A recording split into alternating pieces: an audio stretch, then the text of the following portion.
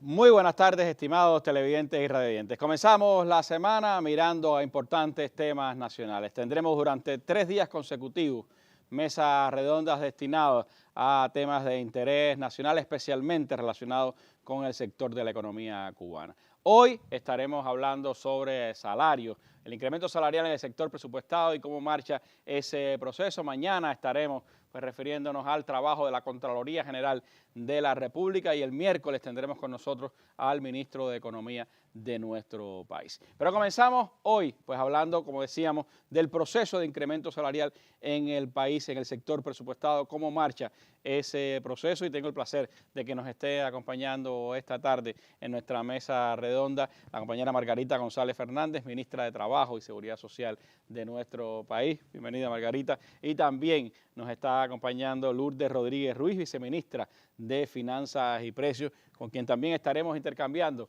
a partir de todo este proceso, lo que se ha venido haciendo ya en la ejecución práctica de la decisión de nuestro gobierno de incrementar el salario en el sector presupuestado del país. Así que a ustedes los invito a que nos acompañen en esta mesa redonda que será del interés de muchísimos cubanos. Así que siga con nosotros en nuestro programa.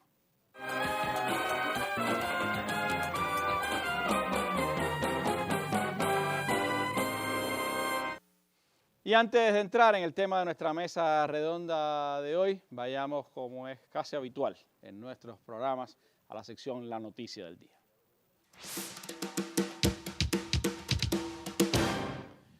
Hoy se ha ejecutado un paro nacional en Puerto Rico contra el gobernador de ese enclave colonial, Ricardo Rosselló.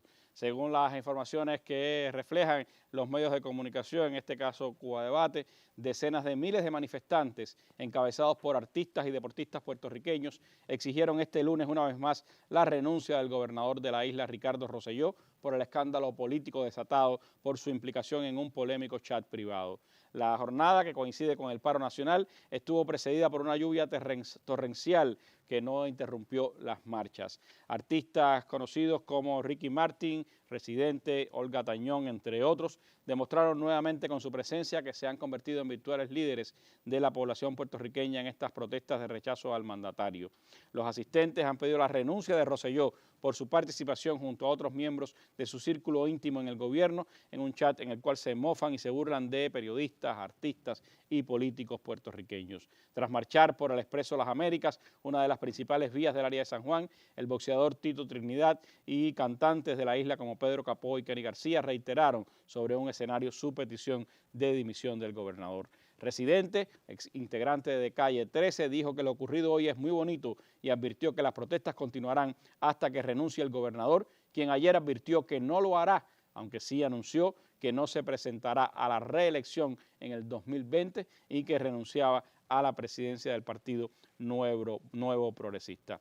La unidad del pueblo y el hecho de que no haya partidos políticos en las marchas ha sido destacado por el sector artístico, mientras que Ricky Martin dijo que la marcha de hoy pues es una demostración de que el pueblo habla, y calificó de estúpidos los anuncios de Rosselló este fin de semana. Olga Tañón, por su parte, cantó Preciosa, una canción nostálgica de amor dedicada a la isla, mientras los manifestantes gritaban "Somos más y no tenemos miedo", o que llueva, que Ricky Rosselló va para afuera. Así dicen las informaciones de esta jornada de protesta en Puerto Rico, que fue pues también atacada esta manifestación por la policía en torno a la residencia del gobernador. Una parte de esa manifestación se llegó hasta allí y fue pues atacada con gases lacrimógenos por la policía. La prensa puertorriqueña, El Nuevo Día, amaneció este lunes con un editorial en la portada que decía: "Gobernador, es hora de escuchar a la gente, tiene que renunciar. El pueblo de Puerto Rico se ha expresado con elocuencia". Nuestra noticia del día, con ella comenzamos la mesa redonda de hoy. Hablemos entonces de la marcha del proceso de incremento salarial en el sector presupuestado del país.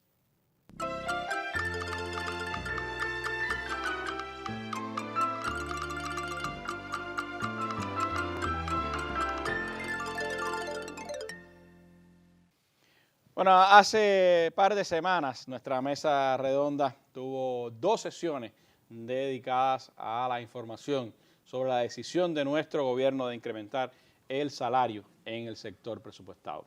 Desde entonces, la ministra de Trabajo anunciaba arduas jornadas de conciliación con todos los organismos de preparación de resoluciones para aplicar en la concreta ese incremento salarial que en los próximos días debe hacerse visible para el sector presupuestado. ¿Cómo ha marchado, ministra, ese proceso de implementación del incremento salarial, las conciliaciones con los organismos, los pasos prácticos para poner en vigor ese incremento salarial? Bueno, buenas noches a nuestros televidentes. Randy, tendría que explicar, tal y como tú comentabas, que desde la aprobación y publicación de las medidas se ha realizado por un grupo de compañeros un trabajo constante de conjunto con los órganos, organismos, entidades nacionales a los que les corresponde el incremento, porque era necesario revisar y actualizar en el entorno de 65 normas jurídicas para implementar estas medidas. De estas hay 65 que ya están aprobadas y la mayoría de ellas en manos de los organismos, el resto está llegando en el día de hoy. Como se conoce ya, el pasado día 18 de julio se publicó en la Gaceta Oficial la resolución con la escala que es de aplicación general y también la que norma el incremento a los jubilados. Ahora, en este minuto viene la parte más importante a nuestro juicio. Si importante era actualizar las normas, mucho más importante es la información a cada trabajador de qué es lo que le corresponde con el incremento. Y eso fue importante porque hasta ahora se ha trabajado pura especulación. Es decir, hay que decir que hemos recibido muchísimas opiniones, que si me dijeron tal cosa, que si me dijeron lo otro, no se había publicado ni siquiera la resolución de los calificadores de cargo en la Gaceta Oficial y ya las personas tenían diversas informaciones que muchas veces respondían más a especulación o a deseos que a realidades, ¿no? Ahora es que empieza de verdad la información oficial a las personas. Y por eso este proceso es tan importante, porque esto va a dar respuesta a las dudas más reiteradas que se han estado planteando y al ser un proceso tan masivo, debe estar dirigido por los principales jefes de los organismos, los ministros, los viceministros y el jefe principal en cada entidad. Porque es en cada centro de trabajo donde debe explicarse a cada uno cuál es el incremento que le corresponde. Se publicó la resolución general. ¿Por qué? Porque esa se utiliza por todos los organismos, pero todo no está en esa resolución general. Hay un grupo de aspectos que están en las resoluciones específicas que tiene cada organismo o sistema. E incluso hay sistemas que utilizan más de una resolución por las características de su actividad. Ahora, esto deroga determinadas cosas como que cambia una escala para otra, pero no deroga resoluciones que están vigentes de cada uno de esos órganos o organismos. No. Esta general deroga tratamientos generales y entonces en la particular de cada organismo es que se deroga la que hoy está vigente y se dicta una nueva que contiene justamente las medidas aprobadas ajustadas a las características de ese organismo. Te decía, por ejemplo, en el sistema de la educación general y media, ellos tienen que utilizar para hacer toda su explicación la resolución general, tienen que utilizar la de su propio sistema, que ya se actualizó, tienen que utilizar también las de la ciencia, porque tienen unidades de ciencia y técnica, es decir, es un paquete de acuerdo a cada organismo. Cuando se leen los comentarios, hay mucha insistencia por parte de las personas en que se publiquen los salarios que cada uno va a recibir. Y esto resulta muy difícil. ¿Por qué? En primer lugar, según los calificadores de cargo que hoy tenemos vigentes, hay más de 4.000 cargos en el país que se utilizan indistintamente por los diferentes organismos. Hay algunos que son propios de un organismo, hay algunos que son de un sector o rama y hay otros que son comunes a todos los organismos. Y además hay otro elemento que es muy importante. Sobre esos mismos cargos, a lo largo de los años, se han venido aplicando a determinado organismo, sector o actividad medidas de incremento. Por tanto, entonces, las bases de partida no son las mismas para todo el mundo. y una publicación de este tipo pudiera confundir más que aclarar. Claro. Por ejemplo, ya que hablaba del sector de la educación, aunque usted sea profesor universitario, hay un tratamiento especial decidido por el gobierno del país para la Universidad de Ciencias Informáticas, por ejemplo. Y ese ya de hecho implica que hay una diferencia, aunque usted tenga el mismo calificador de cargo. Y así pasa en otros sectores y otros organismos. En el caso de la Universidad de Ciencias Informáticas, por ejemplo, hay un pago adicional que hoy se mantiene, lo que la diferencia de otras universidades. Pero dentro de los propios organismos, habría que recordar, el último incremento masivo que se hizo de salario en el sector presupuestado fue en el año 2005. Pero después, en el año 2008, se adoptaron medidas para los tribunales, la Fiscalía, la Contraloría, por citar los más significativos. En el 2009 se adoptaron medidas con el sector de la educación general y media y la educación superior. Y bueno, más recientemente en la salud se adoptaron medidas en el año 2014. Por tanto, ahí hay un grupo de cargos que son propios de los organismos que tienen una distinción, pero hay un grupo de cargos que son comunes, que el tratamiento es el mismo, pero como parten de diferentes bases, entonces una publicación pudiera confundir. Por ejemplo, cuando se explicó el salario mínimo en una de las mesas redondas anteriores, que hacemos énfasis en esto porque es el que beneficia a los que menos ingresos reciben. Ahí se dijo que los que menos incrementaban eran 100 pesos. Y eso no se ha entendido bien, pero es porque parten de bases diferentes. En la salud teníamos un salario mínimo de 300 pesos, ese es el que incrementa 100 pesos, pero los de la educación general y media, fiscalía y tribunales partían de una base en los cargos comunes de 275. Y el resto del sector presupuestado, que no había recibido incremento desde el 2005, partía de una base de 245, que era 225 pesos más un pago adicional de 20 pesos que recibían los trabajadores de menores ingresos. Eso es lo que provoca la mayor cantidad de dudas y por eso es que las personas ahora en su centro de trabajo es donde van a saber exactamente qué es lo que les corresponde incrementar. Es decir, que en el caso del salario mínimo, por ejemplo, los que menos ingresan son los de la salud. O sea, los que menos incremento. Porque ya tenían un incremento salarial previo. Y eso me lleva también a un tema, ministra, que ha sido quizás de los que más polémicas ha causado. Y es que si bien la inmensa mayoría del sector presupuestado, de sus familiares y la inmensa mayoría del pueblo ha recibido con mucho beneplácito el tema de del incremento salarial, sin embargo, hay quizás algunas discrepancias en el sector de la salud. Pues dice, mi incremento no es tan significativo como el resto de los sectores del sector presupuestado del país. Sobre eso, ¿qué nos pudiera explicar? No, ahí habría que recordar cuando se hizo la explicación general que se dijo que las medidas que ahora se están implementando tienen como antecedente las políticas salariales que se aprobaron en el 2014. Y en el 2014 solo se aplicaron al sector de la salud. Eso había que seguir extendiéndolo en el resto del sector presupuestado. Y en este minuto, al evaluar su extensión, también se evaluó que estos trabajadores de la salud, aunque ya habían recibido un incremento, era justo que ahora recibieran algún reconocimiento nuevamente. Y es por eso que se aplica esa propia escala del sector que se implementó en el sector de la salud en el 2014, pero con un incremento, bueno, el salario mínimo se incrementa de 300 a 400 pesos para que estos trabajadores también recibieran algún beneficio.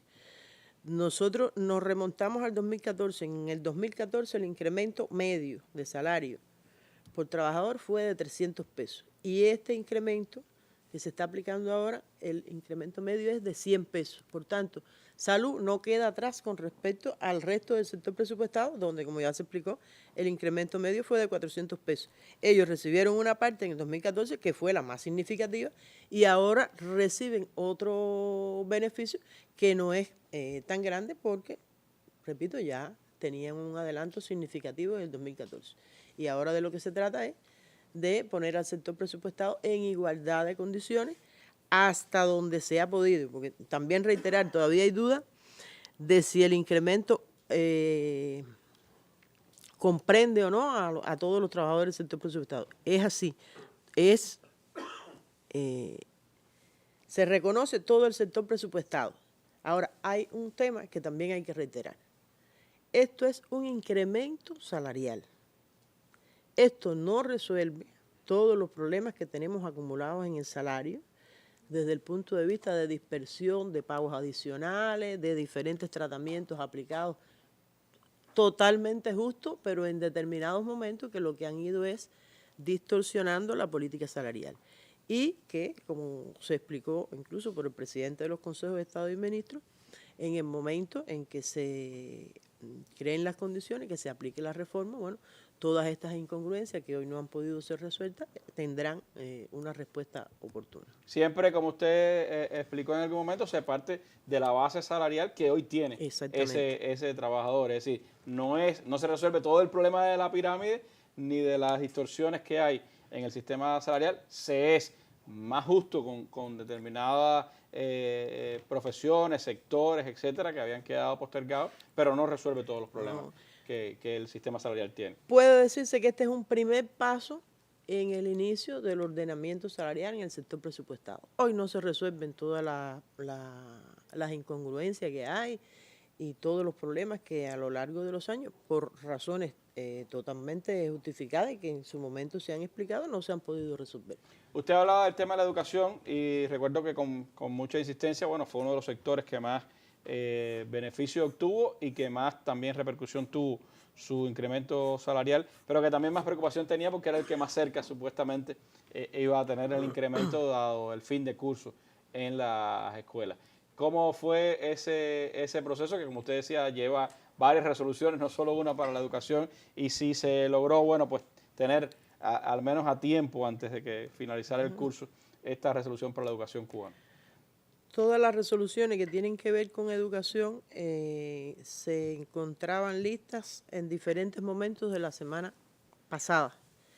Y realmente ellos tienen que enfrentar un arduo trabajo para lograr pagar los incrementos que corresponden al mes de julio en el mes de agosto. Explicar que a partir de la información que nos dio el Ministerio de Educación, realmente la práctica de ellos a lo largo de los años ha sido en el momento que salen de vacaciones en julio, cobran las vacaciones que corresponden al mes de agosto. Después, en los primeros días de agosto, es decir, no es algo nuevo, en los primeros días de agosto, reciben lo que se trabajó en el mes de julio, por tanto, ahí reciben el incremento y ya después en septiembre, bueno, lo que trabajen de agosto y ya a partir de ahí siguen normal con los incrementos. El trabajo que ellos están haciendo, tanto en el nivel nacional como en las provincias y municipios, debe llevar a que en los primeros días de agosto todo el mundo reciba lo que corresponde al incremento de julio. Eso se liga con otro elemento que también ha sido inquietud de las personas y dudas. Y que es, bueno, los que se acogen al periodo de vacaciones, ¿qué pasa con los incrementos? Bueno, los que se acogen al periodo de vacaciones cobran sus vacaciones de acuerdo al salario que devengaban antes. Es decir, todos los que hemos acumulado vacaciones y vamos a disfrutar, y me incluyo entre esos, vacaciones en el mes de agosto, en el periodo de vacaciones lo cobramos por los salarios anteriores, es decir, no se cobra incremento. Esto hasta que no transcurran por lo menos 6 meses, no se acumulan 15 días de vacaciones con el nuevo incremento, ya será para diciembre o un poquito más. Pero eso es una duda que también ha estado ¿cómo no? latente en todos los comentarios que se han estado haciendo. Entonces, clave ahora, a partir de este momento, ministra, es el trabajo de los organismos y el trabajo de los especialistas de recursos humanos en cada una de las entidades. El trabajo de los organismos, la explicación, el trabajo de los especialistas de recursos humanos. Es muy importante que cuando se tengan dudas, se consulte a su organismo, se consulte al ministerio, se consulte a nuestros especialistas, porque es preferible demorarse 1 hora, 2 o un día esclareciendo una duda que dar una información errada que produzca entonces inconformidades, molestias entre los trabajadores. Por tanto, es algo que estamos insistiendo con todos los organismos y que se ha indicado que hay que dirigirlo de la máxima dirección del organismo. El proceso, aunque no es el de reforma salarial, sí, de todas formas, ha implicado una revisión por dentro de todos los organismos en el ámbito de recursos humanos, en el ámbito de calificadores de cargo, todo esto, ¿no? Bueno, desde ese punto de vista, Randy, también ha significado, además de de la alegría y el agradecimiento de todos por lo que se representa el incremento salarial y más en estos momentos. También desde el punto de vista técnico ha significado un entrenamiento y una mirada hacia adentro por parte de todos los organismos y de nosotros para identificar un grupo de problemas que durante el segundo semestre, que no eran para ser resueltos con el incremento, pero que se han identificado que durante el segundo semestre debemos continuar trabajando. Es decir, el incremento se cobra ya, pero el trabajo para identificar todos esos problemas y prever su solución a futuro es bastante interesante lo que ha ido saliendo y algunas cosas que los organismos han identificado. Nosotros teníamos identificado el tema de los calificadores. Estábamos claros que había que hacer una revisión de los calificadores, pero todavía las condiciones no estaban creadas. Yo creo que este ejercicio hecho de cara a una dinámica real de analizar lo que tenemos en los cargos y en las categorías ocupacionales y eso, deja listas las condiciones para perfeccionar durante el segundo semestre el tema de los calificadores de cargo, que ya nosotros teníamos elaborado una propuesta y ahora de lo que se trata es de compartir entre todos y de construirle entre todos. Pues, por cierto, ministra, que una de las percepciones que tengo de las opiniones también que hemos estado recibiendo es un poco un desconocimiento de los trabajadores en qué calificador de cargo está su trabajo, su profesión. Es decir, a veces la propia opinión da la sensación de que no se está debidamente informado de cuál es nuestro puesto de trabajo y a qué calificador de cargo corresponde, ¿no? Eso es algo que pienso, en los comentarios se ve mucho, ¿no? Y es humano querer saber qué me va a tocar y eso, pero también hay que saber cuál es el cargo que yo ocupo, si soy del sector presupuestado o si no soy del sector presupuestado, qué complejidad de trabajo tengo, que todo eso cada trabajador lo debe conocer porque además forma parte de sus derechos y en un momento determinado le puede servir ante cualquier reclamación que necesite hacer por considerar que se está actuando de una manera injusta con él. Y realmente en los comentarios se nota un poco de desconocimiento, por eso en este momento también vamos a ganar en eso. Sirve de experiencia para que cada uno de nosotros nos ocupemos de conocer en qué grupo de complejidad estamos, cuál es realmente el puesto de trabajo, cuáles son realmente los pagos adicionales de que disfrutamos, que a veces eso, por la dispersión de pagos adicionales, no se conoce claramente por todos los trabajadores. Yo creo que eso también es positivo. Esa es parte de la dinámica que ha generado todo este incremento salarial, un incremento que por supuesto también ha planteado retos para el Ministerio de Finanzas y Precios. Ahorita seguimos con la ministra hablando de temas de interés sobre este incremento salarial, pero me gustaría en este proceso de puesta en práctica de ese incremento, pues hablar del reto que ha significado para el Ministerio de Finanzas y Precios, para todas sus entidades, la reestructuración del presupuesto en medio de un semestre. Sí, después de haber transcurrido un semestre del año, cuando usted aprobó un presupuesto en la Asamblea Nacional y de pronto pues tiene que reestructurar eso implica tensiones, búsqueda de partidas presupuestarias que pueden ser utilizadas. ¿Cómo ha sido, viceministra Lourdes, ese proceso? ¿Cuáles han sido, pudiéramos decir, los elementos fundamentales que se han tenido en cuenta para reestructurar los presupuestos de las entidades presupuestadas y poder cumplir con este incremento salarial ahora en agosto? Sí, buenas noches para los participantes en la mesa y agradecer la posibilidad de intercambiar sobre este tema que está en marcha. En el caso del trabajo, como destacaba la ministra Margarita, realmente en todas las entidades del país se ha tenido que participar de manera directa, primero en un análisis de cuáles son los presupuestos asignados para el año que habían sido ejecutados hasta el cierre del mes de mayo y más puntualmente hacia el propio cierre del semestre en las partidas de gasto presupuestario, no solo en el sector de las entidades presupuestadas, sino también en otro conjunto de financiamientos que el presupuesto eroga hacia actividades productivas, empresariales y de otras características como las propias del sector agropecuario. En todas ellas ha existido una puntualización del presupuesto ejecutado hasta la fecha. por qué esta medida tan agradecida por todos los cubanos, porque creo que no solo los que trabajamos en el sector presupuestado, sino que en todas las familias de alguna forma, unos por los jubilados, otros porque algunos de los integrantes del núcleo familiar son trabajadores del sector presupuestado, pues todos están inmersos en ese proceso de adecuación de las condiciones económicas que ya ese núcleo familiar empezará a recibir a partir de que cobre sus salarios del mes de julio. Y en ese proceso no solo ha estado, repito, el sector presupuestado, ha estado también el sistema empresarial, donde el Ministerio de Finanzas y los organismos hemos tenido que puntualizar cuáles habían sido hasta mayo las inejecuciones de gastos, inejecuciones que están asociadas a determinadas medidas de ahorro, pero inejecuciones que tienen también un punto de partida objetivo de dificultades en el aseguramiento material que ya conllevan a que hasta la fecha no se recibieran esas mercancías, esos productos, esos insumos y por tanto ya no serían gastos del presupuesto tampoco en etapas futuras.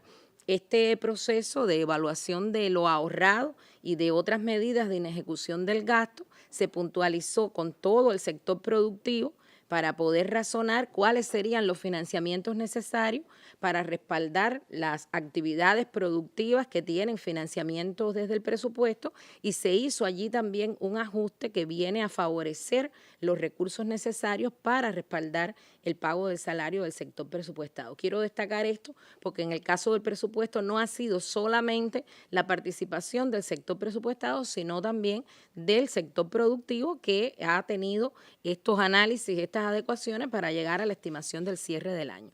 Y en el sector presupuestado, como señalaba el Ministerio de Trabajo, igual en todas las entidades municipales, provinciales, los gobiernos locales, los organismos de la Administración Central del Estado han estado en estos momentos adecuando primero a las disminuciones que se aplicaron para poder asegurar la medida, donde no solo se retira la inejecución de los gastos hasta el cierre del periodo, no solo lo ya mostrado como inejecución, sino una evaluación de las posibilidades de ceñirse a las principales prioridades y dar cobertura al salario como primera prioridad del sector presupuestado. Yo creo que aquí se ratifica un elemento que por año se destaca cuando se aprueba el presupuesto anual, donde señalamos que la prioridad de nuestro presupuesto es un presupuesto social y en nuestro caso vale mucho el capital humano que sostiene todas las actividades presupuestadas. De allí que el salario sea hoy ratificado por principio la primera prioridad de la asignación de los recursos que el presupuesto tiene y que ha hecho una adecuación retirando el 10% de los gastos del sector de la actividad presupuestada, pero respetando los gastos que estaban proyectados para salario, para las contribuciones e impuestos que se asocian al salario y un elemento que es también importante que en esa disminución del 10% se ha respetado el financiamiento que se asigna para el subsidio a las personas que requieren apoyo del Estado en financiar la construcción y reparación de vivienda, lo que nosotros denominamos subsidio para la adquisición de materiales de la construcción. Cuando se aplica este retiro por las inejecuciones, tanto de los gastos de la actividad presupuestada como de la actividad empresarial, como los gastos de las inversiones no ejecutadas, también se ha ceñido en el caso de la actividad presupuestada una necesaria prioridad en los gastos del periodo de julio a diciembre, asegurando primero los pagos del salario y de las contribuciones asociadas a él, dejando esta cobertura del subsidio para las personas que reciben el subsidio de materiales de la construcción en función de que no se afecten en los presupuestos municipales, que es donde se materializa el ejercicio de esa asignación. Estos son los recursos que han permitido que estemos llevando a cabo el proceso de aplicación de esta transformación, de esta primera mejora masiva para todo el sector presupuestado, como explicaba las reservas la internas del ministra presupuesto son las que van a permitir ese primer salario, podríamos decir. Este primer semestre de efecto del salario. Ya hablando del primer salario, hubo otras adecuaciones en el sistema financiero, donde también no solo la planificación de cómo obtener los recursos, sino también la disponibilidad del dinero para poder en la caja de los presupuestos municipales, de los organismos, disponer de ese financiamiento, pues también se hizo la movilización de los recursos para que la tesorería tuviera asignado desde el mes de julio lo que corresponde al mes de julio, ir haciendo la adecuación de las programaciones de pago para los meses futuros. Pero no solo en las partidas de gasto ha sido este inmenso trabajo en el que nos encontramos en estos momentos inmersos. Hay un proceso también de exigencia por el cumplimiento de los ingresos que pudiéramos detallar más adelante, porque el presupuesto tiene límites definidos en la ley del déficit aprobado, con el cual nos hemos comprometido a emplear todas las reservas existentes en eficiencia de todos los sectores y también en la eficiencia del uso de los gastos del presupuesto en aras de que podamos desarrollar y desplegar todo este proceso dentro de los límites del déficit aprobado. Entonces, en esas adecuaciones de cuáles son las fuentes, es la pregunta que más se ha insistido, cuáles son las fuentes para poder cubrir hoy un incremento del salario del sector presupuestado, bueno, pues son inejecuciones, análisis de los niveles de actividad que se están estimando para concluir el año y una restricción para, con una disminución del 10%, trabajar en función de priorizar el salario y dar cobertura a través de la exigencia del correcto uso de los recursos al resto de los recursos priorizados. Eso decía que el presupuesto nos daba para los primeros salarios, pero hay que buscar más ingresos. Y de eso estaremos hablando un poquito más adelante acá en nuestra mesa redonda. Gracias, Lourdes. Nacimos al fragor de la batalla por los destinos de un niño. Este sería como la familia que tiene representado el niño cubano como su verdadera familia.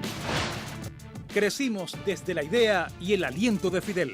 Frente al imperio más poderoso de la tierra y de la historia, estamos escribiendo la página más valiente y gloriosa que haya escrito nunca cualquier pueblo. Nuestras armas esenciales son las ideas. Con más de 4.000 emisiones sobre diversos temas y la presencia de reconocidas personalidades de Cuba y el mundo. Buenas noches, Randy. Qué gusto estar contigo aquí. Mesa Redonda, año 20. Seguimos en combate.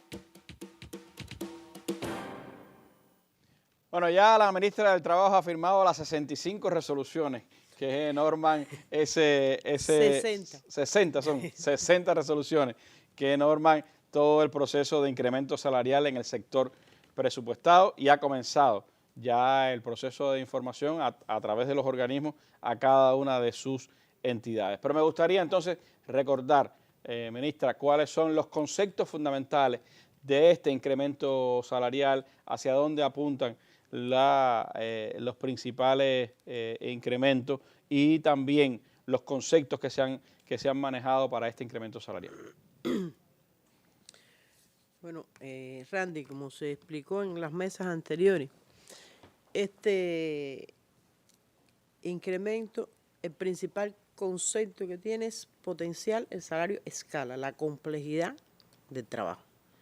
De ahí que comienza entonces a darse un tratamiento a los pagos adicionales que hoy existen, que eso tiene una gran dispersión en el salario, porque los pagos adicionales por su origen, en la mayoría de los casos, su objetivo fue incrementar salario en determinados sectores, organismos y determinados cargos, con toda justeza en ese momento, pero han sido medidas parciales. Parches, pudiéramos decir, ante el problema. Nosotros, de una manera más, le llamamos así parche, que digo, no es parche, analizado en contexto, han sido medidas muy justas. Muy justas, claro. Pero que han ido contribuyendo a que entonces hoy, a la hora de comenzar a ordenar los salarios, entonces hay preocupaciones, hay inquietudes, hay inconformidades, porque todo no se puede resolver a la misma vez. Entonces, el objetivo principal ha sido potenciar el incremento del salario escala. Y bueno, como ya se explicó, se reconocieron maestros, profesores, el sector artístico, los profesores universitarios, los trabajadores de la salud, como ya expliqué, las actividades comunales, todos los trabajadores del sector presupuestado de acuerdo a su complejidad y a la función que realizan. Y muy importante, como explicó el presidente de los consejos de Estado y de ministros, a los que se mantuvieron fieles al sector. Porque yo hablé ahorita de que se realizaron incrementos parciales en determinados sectores, pero hay un grupo de sectores asociados básicamente a los organismos de la Administración Central del Estado y a los gobiernos locales que desde el año 2005 no recibían incrementos. Y cuando usted descontaba los salarios de los que habían recibido algún incremento, como expliqué ya en el 2008, en el 2009, 2010, 2014, el salario medio del sector presupuestado estaba promediando en este momento 485 pesos. Sí, había incluso, podríamos decir, dos extremos. Los gobiernos locales con salarios muy bajos, siendo esenciales y factores fundamentales ahora en esta concepción del municipio como centro de nuestro gobierno, y por otro lado los ministerios con su actividad organizativa, con su actividad de regir la actividad del Estado en todos esos lugares, que estaban ganando mucho menos que incluso sus subordinados, pasaba en muchos casos. Sí. Y eso, por supuesto, que también provocó un serio problema, que fue pudiéramos decir, un drenaje de los especialistas del sector presupuestado hacia otros sectores donde recibían más incremento. Por eso se reconoce por el presidente de los consejos de Estado y de ministros los que se mantuvieron fieles. Y como él explicaba, aun cuando hubo un éxodo de especialistas, también hay un concepto fundamental que hay que reiterar, que este incremento salarial no es para que ahora inflemos las plantillas. Ahora, en una primera etapa, hay que hacer un proceso muy selectivo de qué vamos a incorporar, porque los cálculos que se hicieron para aplicar el incremento salarial, que recuerdo, el costo es de 7.050 millones, es con las plantillas que hoy estaban cubiertas. Por tanto, no podemos ir a un incremento masivo de plantillas, y mucho menos en algunos casos cuando conocemos que realmente en esas plantillas hay cargos que no se usan desde hace varios años. Por tanto, realmente tampoco hacen tanta falta. Entonces, ese es otro concepto que hay que reiterar, que se explicó varias veces, pero que no es ocioso reiterarlo, y lo vamos a controlar. Y cada organismo lo va a controlar y cada gobierno lo va a controlar. Ahorita decía la viceministra Lourdes, comprende también a la familia. Bueno, sacando un cálculo por el núcleo promedio, este incremento, el núcleo promedio en Cuba está enmarcado en 2,87 personas. 3 personas. El incremento en el sector presupuestado beneficia de una u otra manera alrededor de 4,2 millones de personas, si incluimos la familia. Entonces estamos hablando de un segmento amplio de la sociedad que de alguna manera recibe beneficios, y además de eso los jubilados. Ahora, yo hacía referencia a un concepto de ordenamiento y de que cada vez más sea el salario escala el que tenga el principal peso. A partir de ahí hay un grupo de pagos adicionales que se eliminan, que se han explicado, pero bueno, todavía hay algunas dudas y voy a relacionar los más significativos.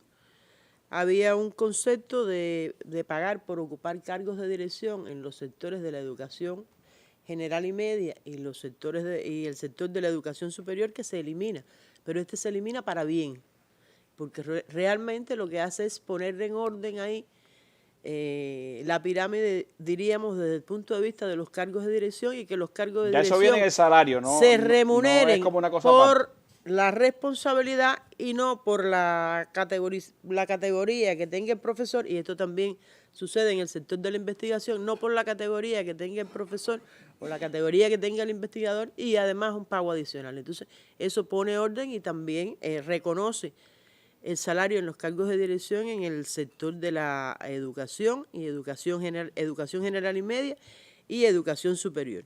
Hay otros pagos que había por el nivel de subordinación, si era municipal, si era provincial, si era nacional, en los cargos de técnicos operarios, que fue una de las cosas que en un momento determinado, para que ganaran un poquito más, ya se elimina. En un pago que había para los cargos técnicos que se arrastraba desde hace mucho tiempo de 30 pesos, los cargos técnicos tienen un incremento que ya eso se va ordenando. Bueno, algunas unidades presupuestadas que aplicaban perfeccionamiento empresarial por determinadas razones que en su momento se evaluaron por resultados de la evaluación de trabajo en algunos sectores, que era meramente una cosa casi porque le tocaba, y así te pudiera enumerar. Bueno, había un pago adicional también además del cargo de operador de grupo electrógeno, por operar el grupo electrógeno tenía otro pago adicional. Eso también se está ordenando para que sea la complejidad del trabajo. El salario escala sea el que verdaderamente represente lo que usted hace. Y por eso, y vuelvo a reiterar, el proceso de información a los trabajadores hay que atender, hay que explicar con mucho cuidado para que las personas entiendan realmente cómo va a quedar conformado su salario y no se produzcan, a veces usted ve comentarios que es una mala información que dio el de Recursos Humanos, que a veces no la tenía toda, o se la dio un tercero por pura especulación, como usted decía al principio. Y bueno, hay un grupo de pagos adicionales que sí se van a mantener en esta etapa. ¿Por qué razón?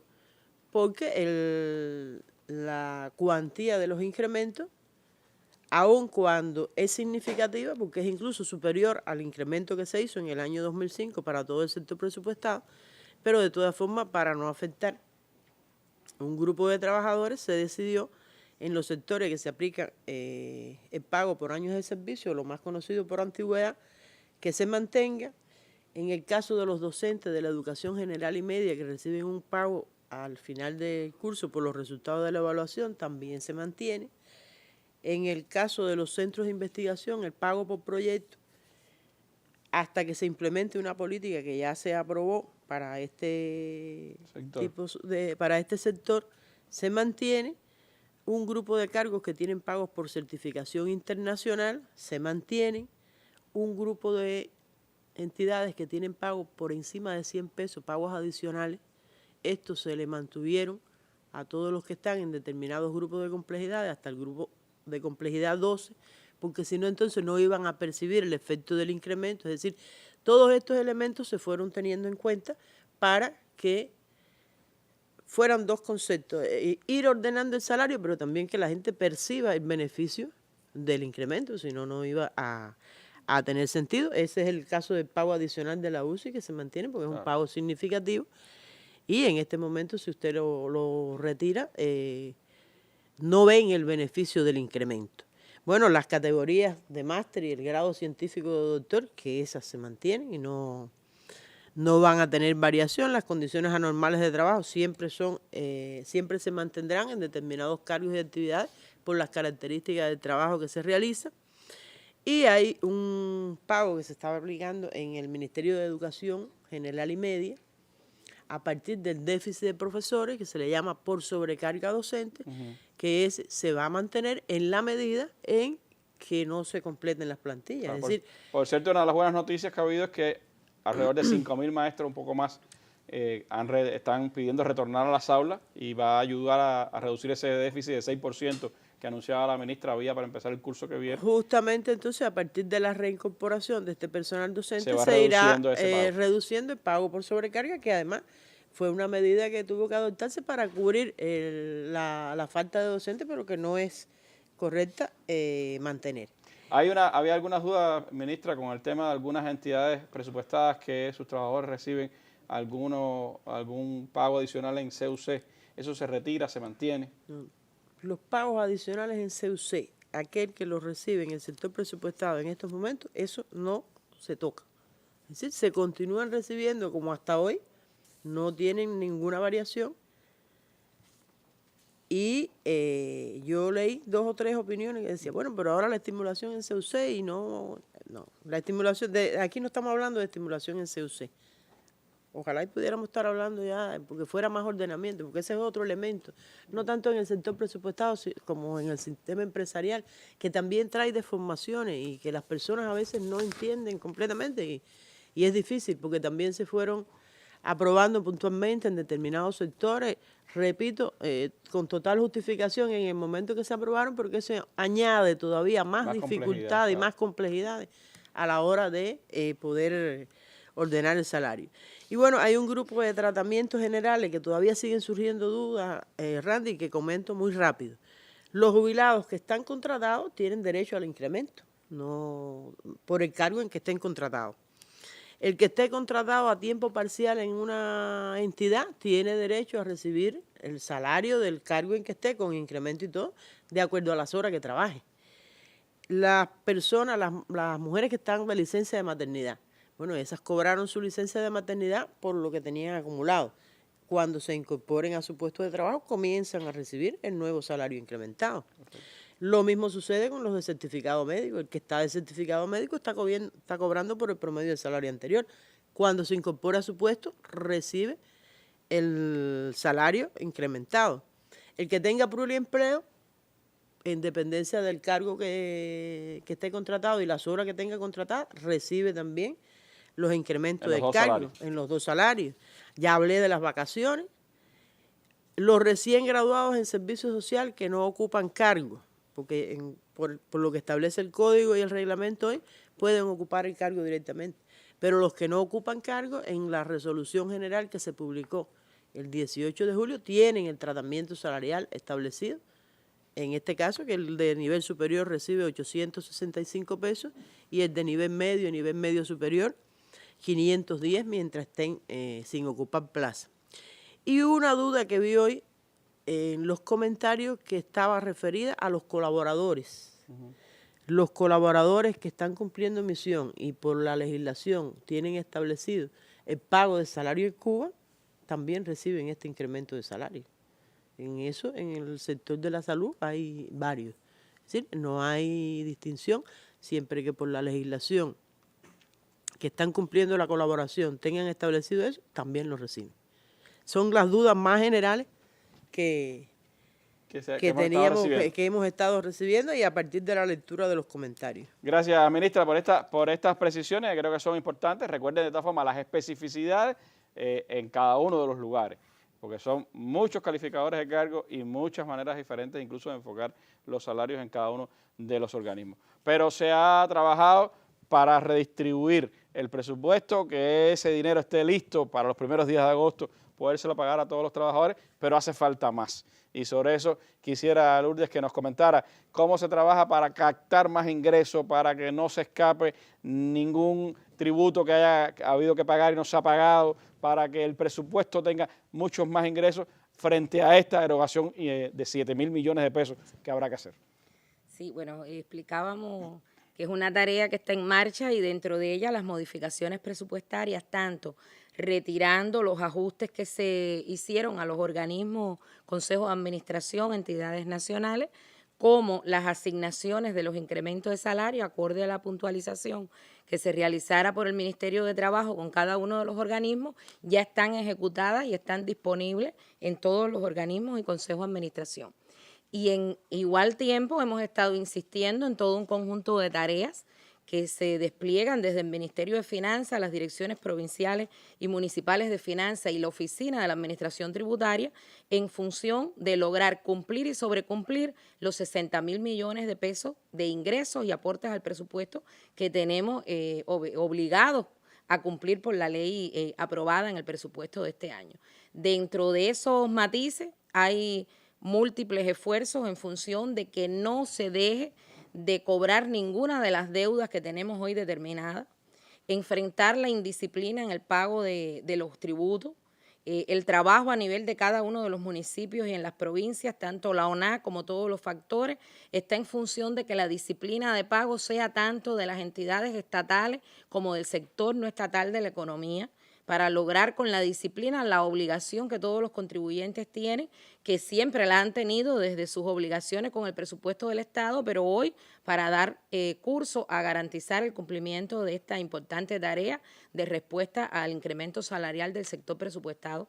Pero no es solo un problema de lograr las deudas, de lograr el enfrentamiento a la indisciplina y seguir por las mismas vías y mecanismos que teníamos. No, se trata también de movilizar todo el esfuerzo de todos los actores económicos, desde el sistema empresarial para que pueda tributar desde los mejores resultados en su actividad productiva, desde todos los impuestos que tiene planificado y la puntualización también de cuáles son las posibilidades de actividades, de ingresos, de utilidades que se están llevando en el ejercicio real de este primer semestre y ya, por supuesto, estimar cómo va a ser el cierre del año. Se ha hablado de incrementar ofertas, se supone que con las ofertas también venga un ingreso mayor de y no solo tributos, incrementar ofertas, yo creo que es importante, la ministra de Mencín en diferentes intervenciones también lo ha estado señalando, el ministro de Economía y nuestro presidente de los consejos de Estado y de ministros, que se trata también de hacer ofertas a la población. Esas ofertas vienen a traer también los ingresos al presupuesto por la vía del cumplimiento del impuesto sobre las ventas y los servicios, que no es hoy en función de que se tengan niveles de precios incrementados, sino mayores volúmenes de oferta, que es parte de las medidas con las cuales se han dictado. Yo siempre aplaudo que este proceso se denomine medidas para impulsar la economía, porque realmente no es un movimiento aislado del incremento del salario, sino todo un conjunto de combinaciones. El esfuerzo de la administración tributaria, de las direcciones de finanzas en todos los niveles, el ministerio y todo el sistema de finanzas en municipios y la provincia y de todos los actores económicos es el que va a permitir captar los 60.000 millones y sobrecumplir ese plan de recaudación que teníamos para asegurar el cumplimiento de los recursos necesarios que ya han sido modificados en los presupuestos de cada una de las provincias, de cada uno de los organismos, pero que tenemos todos el deber de asegurar para que pueda disponerse a tiempo de ese financiamiento en el lugar que corresponde, para el mes que corresponde, pagar a todos los trabajadores, como el resto de las necesidades que en el sistema presupuestado y en la actividad productiva se reciben desde el presupuesto del Estado. Estamos inmersos en un gran trabajo, en un arduo quehacer durante estos próximos meses, pero creo que la alegría es enorme de saber que el deber, nosotros incluso en el Ministerio de Finanzas nos encontramos actualmente celebrando los 25 años de la conformación del Ministerio de Finanzas y Precios y sentimos también que eso es parte del deber que tenemos de contribuir por el bien de todos, que es el sentido del funcionamiento de la actividad presupuestaria. Y hay un tercer componente que tiene que ver con la actividad de finanzas y precios y es el tema del control de precios para que el salario sea real, pero de eso vamos a hablar la semana que viene. La ministra va a estar con nosotros y su equipo de trabajo hablando sobre el tema del control de precios en el país. Gracias, Lourdes. Este martes, en la Mesa Redonda, Contraloría General de la República, 10 años de combate por la ética y contra la corrupción. La Contralora General de la República, Gladys Bejerano Portela, y sus vicecontralores comparecen este martes en la Mesa Redonda para informar sobre el trabajo de ese órgano del Estado fundado hace una década como ente protector y fiscalizador de los recursos de la nación. Cuba Visión Internacional, Canal Caribe, Radio Habana Cuba, la página de Facebook y el canal de YouTube de la Mesa Redonda transmitirán este programa a las 7 de la noche. El canal educativo lo retransmitirá al final de su emisión del día. Contraloría General de la República, 10 años de combate por la ética y contra la corrupción. Este martes, en la Mesa Redonda.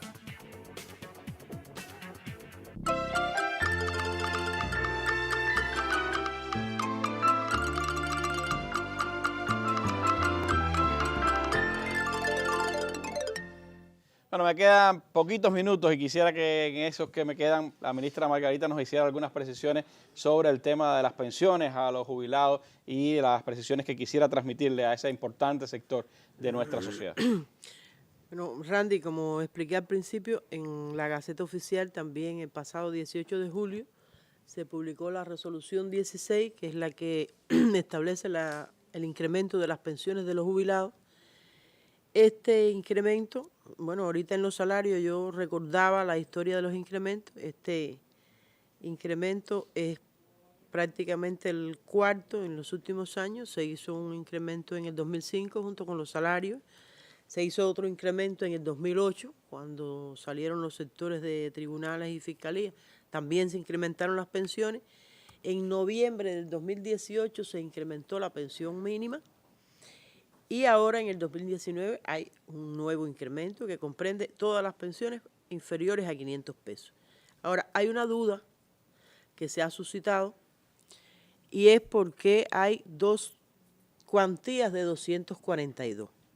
Bueno, recordemos que la cuantía en noviembre del 2018 de la pensión mínima era de 242. Digo, de 200 pesos, disculpe. 200 pesos. Y fue incrementada a 242.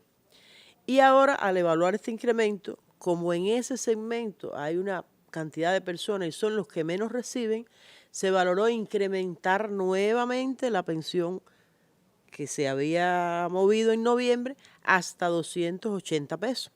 Y es por eso que aparecen dos cuantías, porque entonces en aquel momento se unieron dos cuantías. Ahora, los que en noviembre incrementaron de 200 hasta 242, vuelven a incrementar hasta 280.